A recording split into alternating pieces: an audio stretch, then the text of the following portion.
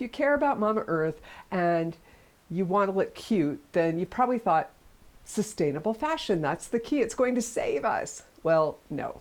I'm sorry to tell you, it's not that simple. But don't worry, I'm not leaving you hanging. I've got tons of alternatives. And there are times when it does make sense to buy sustainable fashion, and I'm going to tell you about that too. Here's the dealio. We've got 80 to 150 billion, that's with a B, not an M, billion garments being made every year. That's about 90 million, with an M, tons of textile waste. We have enough garments that we could probably clothe 6 generations of people. So my question to you is, if overproduction is the problem, will making new sustainable clothes be the solution? Okay, if you'll come with me for just a minute down the sustainable fashion rabbit hole, let's see what we find there. So first of all, H&M had a collection called the Conscious Collection, and their promise was look good, feel good, do good. Oh my gosh, I'm so warm and fuzzy just thinking about that. What a great, yeah, sign me up.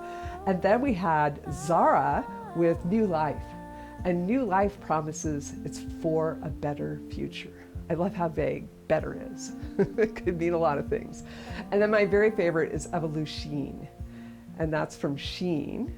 And their promise is, they're much more specific. They say, drive a sustainable future. I like that. Yeah. Let's have a look at, what these things actually ended up meaning. The reality of the H&M collection is that they got busted for lying to us. They had a green scorecard that said their dress that they were selling was made with 20% less water, and the reality was that it was made with 20% more water. So they just lied to us. It was just some BS, marketing BS that somebody who didn't care slapped on there. It makes me so angry because there are brands legitimately trying to make a real difference in this area of sustainable fashion, and then you see stuff like that happen, and H&M, ooh, bad. Never buy from them again. Let's move on to Zara, because surely they're going to do a better job. The problem with Zara is that this New Life collection is only a fraction of what they do. They put out 20,000 new designs a year. So this is like if you planted a tree in the backyard, bulldozed the whole forest next to it, and went, hey, I'm a great environmentalist, look at me, I planted a tree. And then Shein is just like Zara on steroids. They do 1% sustainable things, and they put out 10,000 products a day. It's sort of, okay. Now, one more thing I want to mention about all of these solutions is they include recycled polyester as a sustainable option. Now, nothing is completely sustainable, but there are things that are really horrible. So in the landscape of really horrible, I would put all those plastic fibers like acrylic and polyester and not recycling them. That's kind of the worst thing that you could do. But next to that is recycled polyester, because it takes a lot of energy to recycle it, and the quality of that polyester is low, and the microfibers from it, just like in other polyesters and plastics, get into our waterway and pollute our oceans. So I wouldn't even say it's halfway to the sustainable end of things. All right, now that we're thoroughly PO'd, frustrated with those evildoers, let's talk about the good guys. Oh, we love the good guys. There's not nasty pollution that's getting swept under the rug, because they're showing you where materials came from, who did the work, and what the whole process looks like. It's called transparency. We love that. Some of these companies are doing amazing things, like Patagonia, who's the absolute trailblazer. They are doing molecular recycling. That's where they break the materials all the way down to the molecular level to make new fabric out of them. How cool is that? That's very sci-fi. And then they're also doing biocycling. This is where they use like plants and food scraps to make clothing out of. You know, how cool is that? My nasty old banana peel could be your shirt. Oh, I love Patagonia. And there are companies alongside them that are doing things like, gear garage sales and taking back in the garments that they produced and then upcycling them into something new on the rack, fully upcycled. So we love that. But even these sustainable brands are really struggling in their sustainability efforts. For instance, Patagonia just this year, 2025, has now come out for the first time with Gore-Tex that does not have forever chemicals in it. Forever chemicals. These are like your party guests at the end of the night that you can't get rid of because they're throwing up and then they pass out on your sofa and then they're there forever. It's nasty. And the recycled plastics that they're using, again, we already talked about this, but that's only a kind of a half a solution. So that's not super great. And most of these companies, in the new materials that they're using, there's a high amount of synthetic fibers. And what are those? Those are basically plastics that have been woven into fabrics. It's not good. You see this in almost all our athletic wear. I know it would be really fun to just blame these companies or blame the government because we need regulations or find some other scapegoat. But there's another piece to the problem. I think it might be our dopamine addiction. And maybe, just maybe, we have some habits of buying clothes that are so bad that we can't even see where to begin. We thought we'd begin by buying sustainable fashion, didn't we? No, no, no, my love. That is where we end, not where we begin. But let me start you out really easy on your little journey to a more sustainable wardrobe. Here's something you're going to like because it means doing less work. Wash your clothes less. Washing clothes is super hard on them. It wears out those fibers and it reduces their life very quickly. So the less that we can wash them, the longer they will last. And the more gently we can wash them, the longer they will last. And not only that, but if we have plastics in our clothes, we're going to reduce the amount of microfibers going into the waterway if we wash them less. Take better care of your clothes.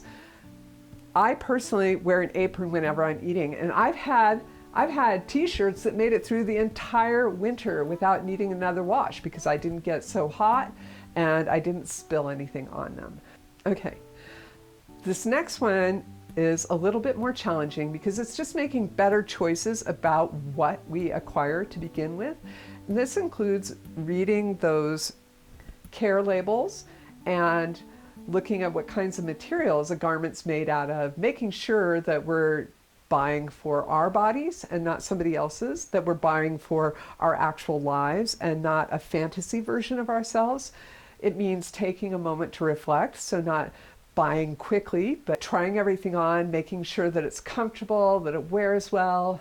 I find my checklist is really helpful in filtering out things that aren't going to work. So if you'd like a copy of that, please just email fashionrebelsrock@gmail.com and let me know you want it, and I will send it out to you. Nothing's automated here, so you just say, hey, send me the checklist. and I send you the checklist. By the way, if you care about the earth and fashion, please give me a thumbs up. That's such an easy little thing you can do that will help spread the word. And think about subscribing to the channel. Okay, so this problem, I don't know a really good solution to it, but I do have something to say from the bottom of my heart, and that's the dopamine addiction issue, right? We're buying clothes because we want to feed our poor little squished down ego. We don't feel like we're going to get the hot date or the job unless we, look fabulous, right? So we're trying to work from the outside in. And I just want to say from the bottom of my heart that you're enough. You're enough for the hot date or the job without buying any clothes that you don't have already, because it's really you that people are interested in and not your clothes. But I know with the clothes that you have, I know you can do beautiful things. So believe just a little bit more in yourself if you can. It's a big ask. In situations where you really do need to acquire clothes, here are a bunch of places that I find are worthwhile to check for free options. And the last thing I want to say about caring for our clothes is that we all have a responsibility to dispose of them in a way that doesn't hurt the planet. And you might think that, hey, I'm donating them to the thrift store. I'm doing good here. Are ya? Okay, let me ask you this. Are you donating clothes that, number one, you would wear because they don't have any rips or stains? They're clean. They're for the season that it is now. They're not Bermuda shorts in December or a big parka coat in July. And if you could take them to a consignment store and a consignment store would give you money for them, donate them to the thrift store. You are doing good. These are clothes that can find a new home. Everything else just becomes landfill in the end.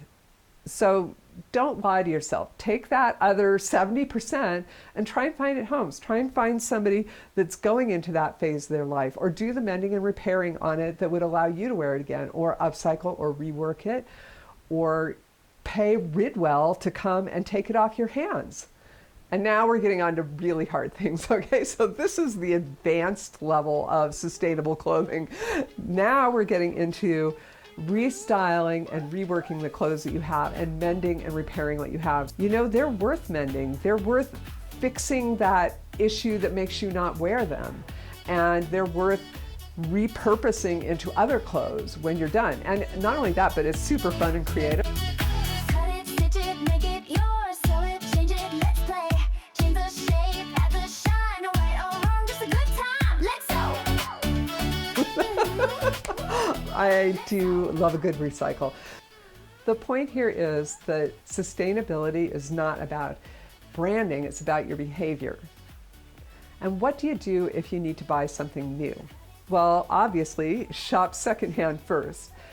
Now, if you don't find what you're looking for in the local thrift store or consignment shop, there are dozens of online platforms where they sell secondhand clothes that are fabulous.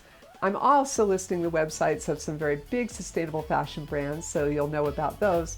But what I like to do is I like to hit up a local designer or a tailor to get my custom work done.